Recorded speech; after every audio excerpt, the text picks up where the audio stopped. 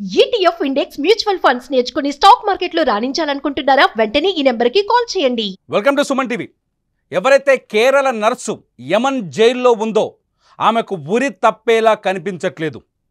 బాధితుడు ఎవరైతే హత్యకు గురైన తలాల్ ఫ్యామిలీ మెంబర్స్ నిమిషప్రియకు క్షమాభిక్ష ప్రసాదించేందుకు సిద్ధంగా లేరు.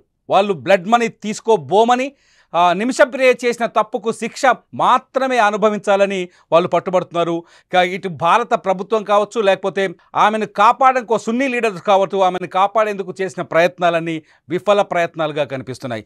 అసలు యమన్ లాంటి దేశాల్లో భారతీయులు జీవించాలన్నా, లేకపోతే అక్కడ వ్యాపారాలు చేయాలన్నా, ఒకవేళ తప్పని పరిస్థితుల్లో ఎటువంటి నేరాలకు పాల్పడినా అక్కడ వాళ్ళు ఎదుర్కొనే సమస్యలు ఏముంటాయి, వాళ్ళు ఎటువంటి సమస్యలు ఎదుర్కొంటారు, వాళ్ళు అటువంటి సమస్యల నుంచి బయటపడడానికి ఎటువంటి దారులు ఉన్నాయి, ఈ అంశాలన్నింటినీ మనతో చర్చించడానికి సాటా ఫౌండర్ మల్లేష్ విశ్వనాథన్ గారు మనతో లైవ్లో ఉన్నారు. దుబాయ్ నుంచి మాట్లాడుతున్నారు. మల్లేష్ గారు నమస్కారం. మల్లేష్ గారు నమస్తే సార్. తిరుమల గారు, ముఖ్యంగా సుమన్ టీవీ వారికి ధన్యవాదాలు. ఇటువంటి ఒక చర్చా కార్యక్రమాన్ని మీరు పెట్టినందుకు చాలా ధన్యవాదాలు సార్.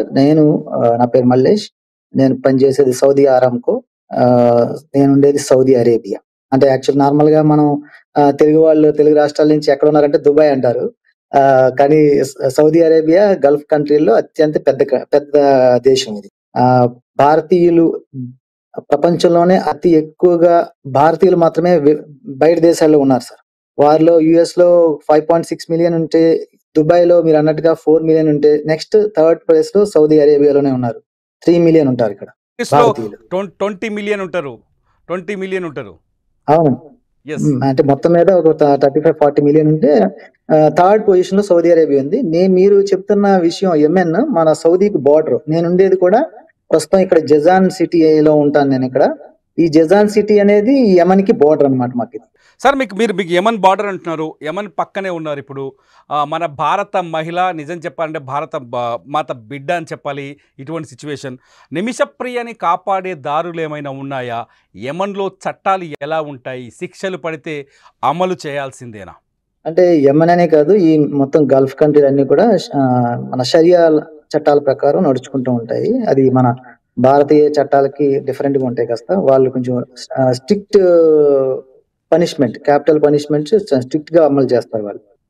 మన వాళ్ళు ఆల్రెడీ భారత ప్రభుత్వం కావచ్చు, కేరళ రాష్ట్ర ప్రభుత్వం కావచ్చు, మీరు అన్నారు వివిధ లీడర్స్ కావచ్చు, చాలా వరకు ట్రై చేశారు. ట్రై చేయడం వల్లనే ఇప్పుడు అది పోస్ట్ పోన్ అయింది. అంటే యాక్చువల్ గా నిన్న మొన్న సెంటెన్స్ పడిపోవాల్సింది, దాన్ని పోస్ట్ పోన్ చేయించారు. అంటే చాలా పుష్ చేస్తున్నారు దీంట్లో, భారత ప్రభుత్వం నుంచి, కేరళ రాష్ట్ర ప్రభుత్వం నుంచి, మన ఇక్కడున్న సంఘాలు ఏదైతే గల్ఫ్ దేశాల్లో ఉన్న వివిధ కేరళ సంఘాలు అవ్వచ్చు, లేదా తెలుగు సంఘాలు అవ్వచ్చు, అన్ని సంఘాలు. అంటే ఇది ఆవిడ కేరళ రాష్ట్రానికి సంబంధించిన మన భారతీయురాలుగానే మనం భావిస్తాం ఒకసారి దేశం నుంచి బయటకు వచ్చినప్పుడు.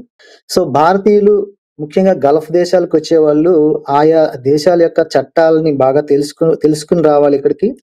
ఏదైనా అవసరం వచ్చినప్పుడు వాళ్ళకి ఎవరెవరు దగ్గరలో ఉన్నారు. సార్, ముస్లిం కంట్రీస్ లో షరియా చట్టాలు ఎక్కువ శాతం అమల్లో ఉంటాయి. ఎక్కువ ముస్లిం కంట్రీస్ లో అంటే ఒకే విధమైన చట్టాలు ఉంటాయి. యెమెన్ లో కూడా షరియా చట్టం పూర్తి స్థాయిలో అమల్లో ఉంది. షరియా చట్టం ప్రకారం ఒకవేళ హత్య చేస్తే హత్యకు గురైన కుటుంబం ఒకవేళ ఈ బ్లడ్ మనీ తీసుకొని క్షమించగలిగే విధానం కూడా ఉంది. ఎందుకు ఇక్కడ యెమెన్లో నిమిషప్రియ విషయంలో ఎందుకు ఈ విషయంలో వాళ్ళు క్షమాపణ ఇవ్వలేకపోతున్నారు?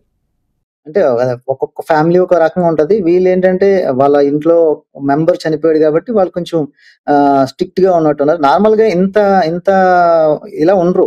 అంటే మనం ఈ చర్చల ద్వారా కొంచెం బ్లడ్ మనీ ద్వారా యాక్సెప్ట్ చేస్తారు. ఇక్కడ యాక్సెప్ట్ చేయకపోవడానికి మరి అంతగా ఏం జరిగింది అనేది మనకి యాక్చువల్ గా రూట్ కాజ్ కూడా తెలియదు. బట్ మన వాళ్ళు ఇంకా ట్రై చేస్తున్నారు. ఇంకా అది ఛాన్సెస్ ఉన్నాయి, ఛాన్సెస్ లేకుండా అయితే లేవు. ఎంతవరకు పుష్ చేస్తారనేది మనం వెళ్ళి చూడొచ్చు దాన్ని. మల్లేష్ గారు, ఒక ఆర్టికల్ ప్రకారం ఎప్పుడైతే హౌతీలు యెమెన్ని స్వాధీనం చేసుకునే ప్రయత్నం చేస్తున్నారో, హుతీస్ ఎప్పుడైతే యెమెన్ని స్వాధీనం చేసుకునే ప్రయత్నం చేస్తున్నారో, హుతీస్ వచ్చిన తర్వాత, వాళ్ళ రూలింగ్ వచ్చిన తర్వాత ఈ ఉరి శిక్షలు, ఈ మరణ శిక్షలు చాలా తగ్గిపోయాయి. గడిచిన 2015 నుంచి ఇప్పటి వరకు వాళ్ళు కేవలం ఒక్క మరణ శిక్ష కూడా విధించిన దాఖలాలు లేవు అని చెప్తున్నారు.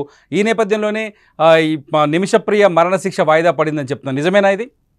అంటే హూతీలనే కాదు, మొత్తం middle east, across the middle east, Gulf countries అన్నింటిలోనూ కూడా ఈ క్యాపిటల్ పనిష్మెంట్స్ మీద చాలా వరకు చేంజ్ వచ్చిందండి. అంటే ఇదివరకు ఫర్ ఎగ్జాంపుల్ సౌదీ అరేబియాలో, నేనుండేది సౌదీ అరేబియా. నేను వచ్చిన 10 ఇయర్స్ అయింది నేను వచ్చి. వచ్చిన కొత్తల్లో ఉన్నంత స్ట్రిక్ట్ అంటే ఆ భయం ఇప్పుడు తగ్గింది. చాలా వరకు తగ్గింది. అంటే లాస్ అన్నీ కూడా లిబరలైజ్ అవుతున్నాయి. అంటే అక్రాస్ ద వరల్డ్, ప్రపంచవ్యాప్తంగా ఎలా చట్టాలు ఏ రకంగా అయితే ఉన్నాయో ఆ రకంగా వీళ్ళు కొద్ది కొద్దిగా మారుతున్నారు. అంటే ఆ షరియా చట్టాలు అలాగే ఉన్నప్పటికీ ఇంప్లిమెంటేషన్ లో చాలా వరకు లిబరలైజేషన్ వచ్చింది. అన్ని చోట్ల ఉంది అది. ఒక అందులో భాగం అనుకోవచ్చా? యెమెన్‌లోనే ఇప్పుడు కాదు, ఇక్కడ డెసిషన్ లో కూడా అందులో భాగం కావచ్చా? ఇది వాయిదా వేయడానికి అది కూడా ఒక కారణం కావచ్చా? కారణం కావచ్చండి. ఎందుకంటే ఇది మొత్తం ఒకసారి వితిన్ ద కంట్రీ ఉన్నప్పుడు ఒకలాగా ఉంటది. ఇప్పుడు ఇంటర్నేషనల్ బయటికెళ్ళేటప్పటికి, మీడియాకొచ్చేటప్పటికి ఇది ఒక ఇంటర్నేషనల్ న్యూస్ అయిపోయింది ఇప్పుడు. ఏదన్నా దాని మీద డెసిషన్ పాజిటివ్‌గా ఎళ్తే ఆ కంట్రీ మీద కూడా ఒక పాజిటివ్‌నెస్ డెవలప్ అయ్యిద్ది అనే విధంగా కూడా వాళ్ళు ఆలోచించొచ్చు.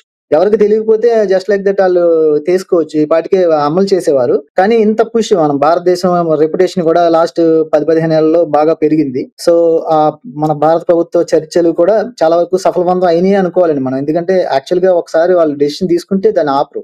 కానీ ఆపారంటే సంథింగ్ గుడ్. అంటే మంచి ఇంకా ఇంకా మనం మంచి రిజల్ట్‌ని ఎక్స్‌పెక్ట్ చేయొచ్చు. హోప్ సాధారణంగా ఫర్ ద బెస్ట్ అండి. విదేశాల నుంచి వచ్చిన వాళ్ళు కావచ్చు, మన భారతీయులు కావచ్చు, లేకపోతే వేరే దేశం నుంచి వచ్చిన వాళ్ళు కావచ్చు, అటువంటి వాళ్ళ పట్ల ఈ యెమెన్ లాంటి కంట్రీస్లో ట్రీట్మెంట్ ఎలా ఉంటుంది లోకల్స్ నుంచి? అంటే ఎవరైనా గాని మనం అంతా శ్రామికులం. బయట నుంచి వచ్చామంటే ఇక్కడ ఎక్స్‌పర్ట్స్ అందరికి కూడా ఒకే రకమైన లోకల్స్, నాన్ లోకల్స్ అది ఎక్కడికెళ్ళినా ఉంటది కదా సార్. ఇక్కడ కూడా అంతే. ఎంత మనం క్లోజ్‌గా మనం ఉన్నప్పటికీ మన లిమిట్స్ మనకుండాలి. మన ఆ లాస్ అండ్ రెగ్యులేషన్స్ చూసుకొని మనం ఫాలో అవ్వాలి. ఆ కంట్రీకుండే ఏవైతే లాస్ ఉన్నాయో అవి ఫాలో అవ్వాల్సిందే మనం. సో, దాంట్లో ఏమి డిస్కౌంట్ ఏమి ఉండదు మనకి. మీకేమనిపిస్తుంది సార్ మొత్తం ఇప్పుడు నిమిషప్రియ కేసును చూస్తుంటే? మీరు చదువుతుండొచ్చు, నిమిషప్రియ కేసు అప్డేట్ అవుతూ ఉండొచ్చు కదా. నిమిషప్రియ మిస్టేక్ చేసింది అనుకోవచ్చా?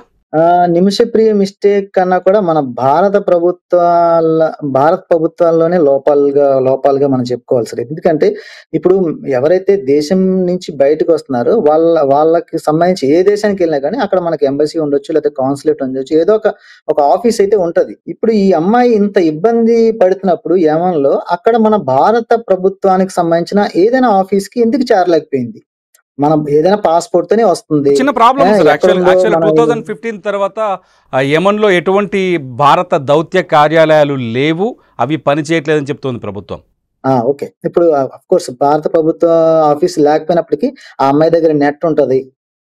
ఎక్కడో చోట దొరుకుద్ది. ఒక చిన్న మెసేజ్, చిన్న వాట్సాప్ మెసేజో, లేతే చిన్న ఫేస్‌బుక్ మెసేజో, లేతే ఇంటికి కాల్ చేసి చెప్పుంటది కదా సార్. ఇంట్లో వాళ్ళకి కనెక్షన్స్ కూడా లేకుండా ఉంటాయని నేను అనుకోను. అంటే ఏదో ఒక రకంగా పోనీ ఒక 6 మంత్స్, ఎందుకంటే నేను కూడా ఇలాంటి కేసులు ఇక్కడ కూడా చూస్తా ఉంటామండి. అంటే లాంగ్వేజ్ బ్యారియర్‌తో కొద్దిగా ఇబ్బందులు ఉంటాయి గానీ, ఒక కాస్త టైంలో ఎవరో ఒకళ్ళు దొరుకుతారు మనకి. యెమెన్ అనేది ఇండియన్స్ ఉంటారు అక్కడ కూడా. లేతే ఎవరో ఒకళ్ళు ఎక్స్‌పర్ట్స్ ఉంటారు. ఎవరో ఒకళ్ళ ద్వారా ఇన్ఫర్మేషన్ అయితే ప్రభుత్వానికి చేరతది. పలానా వాళ్ళు పలానా దేశంలో ఇబ్బంది ఉంది అని తెలుస్తది. ఇప్పుడు ఇతర కంట్రీలు ఏం చేస్తాయంటే చాలా అలర్ట్ అవుతాయి. వెంటనే ఫాస్ట్‌గా, క్విక్‌గా రెస్పాన్స్ అవుతూ ఉంటాయి. మన భారత ప్రభుత్వం ఆఫ్‌కోర్స్ చాలా ఇంప్రూవ్ అయింది. ఇంకా ఇంప్రూవ్ అవ్వాల్సిన అవసరం కూడా ఉందనిపిస్తుంది సార్ ఈ ఈ విషయంలో కేసులో మాత్రం. మీకేమైనా కనిపించిందా సార్? నిమిషప్రియ మిస్టేక్ చేసిందంటే గవర్నమెంట్‌కి సమాచారం ఇవ్వకపోవడమో, లేకపోతే తన హత్య చేయటమో, ఆ డెడ్ బాడీని పీసెస్ చేసి వాటర్ ట్యాంక్‌లో వేసేయటమో, లేకపోతే ఇటువంటి విషయాలు తప్పులు చేసింది అనుకోవచ్చా? అంటే తను అనుభవించిన బాధ, ఇంకా తను అక్కడి నుంచి ఇంకా వెళ్ళే అవకాశం లేకపోవడం. అంటే ఏ రకంగా అయినా సరే మనం ఒక ప్రాణాన్ని తీసే హక్కు మనకు లేదు. First point. సో, ఈ ఒక మిస్టేక్ మాత్రం అది మిస్టేక్. కానీ అక్కడున్న కండిషన్, ఆవిడకున్న కండిషన్ ఏంటో మనకు తెలీదు. ఆ కండిషన్‌లో ఆవిడ చేసిందనే అనుకోవచ్చు మనం. ఎందుకంటే ఆవిడని లాక్ చేసాడాయన. లాక్ చేసి శారీరకంగాను, మానసికంగాను ఇబ్బంది పెట్టి దేశంలో ఒక అమ్మాయి ఇంకా వేరే ఆప్షన్ లేనప్పుడు, ఇంకా ఏమీ లేనప్పుడు చేసే పనది. సార్, చెప్పండి. ఈమె వ్యాపారం చేయాలనుకోవడం ఏంటి? అక్కడ వ్యక్తులతో కలిసి భాగస్వామ్యం పెట్టుకోవాలనుకోవడం ఏంటి? మళ్ళీ వాడి దగ్గర హెరాస్మెంట్‌కి గురవుతున్నా కూడా సంవత్సరం పాటు వాడితో పాటు ఆ హెరాస్మెంట్ ఎదుర్కోవడం ఏంటి? దీనంతా ఎలా అర్థం చేసుకోవాలి సార్? ఎలా అర్థం చేసుకోవాలంటే అదే సార్. ఒకసారి మనం దేశం విడిచి బయటకొస్తే ఉండే కండిషన్స్ అండి అవి. మన దేశంలో ఉన్నప్పుడు మనకుండే ఫ్రీడము, మనకుండే ఇన్ఫర్మేషన్ వేరేగా ఉంటది. ఒకసారి దేశం నుంచి బయటకొచ్చినప్పుడు మనం లాక్ అయిపోయి ఉంటామండి. ఇంక మనకు వేరే అవకాశం ఏమి ఉండదు. అక్కడ లోకల్‌లో వాళ్ళ చెప్పు చేతల్లోనే మనం ముందుకెళ్లాల్సొస్తది. ఆఫ్‌కోర్స్ తను ఏదో వ్యాపారం చేసి, ఎవరైనా అందరికి బయటకొచ్చేది వృత్తి కోసం, వ్యాపారం కోసం, ఉద్యోగం కోసమే వస్తారు. ఆవిడ కూడా అలాగే వచ్చింది. తను చేస్తుంది. కానీ ఆ ఉన్న దేశం ఆఫ్ కోర్స్ మీరు అన్నట్టు మంచి పాయింట్ రైజ్ చేసింది ఏంటంటే, ఆ హూతీస్ ఈ లాస్ట్ ఆవిడొచ్చిన టైము చాలా చేంజెస్ వచ్చినాయి అక్కడ లోకల్ గవర్నమెంట్స్ లో.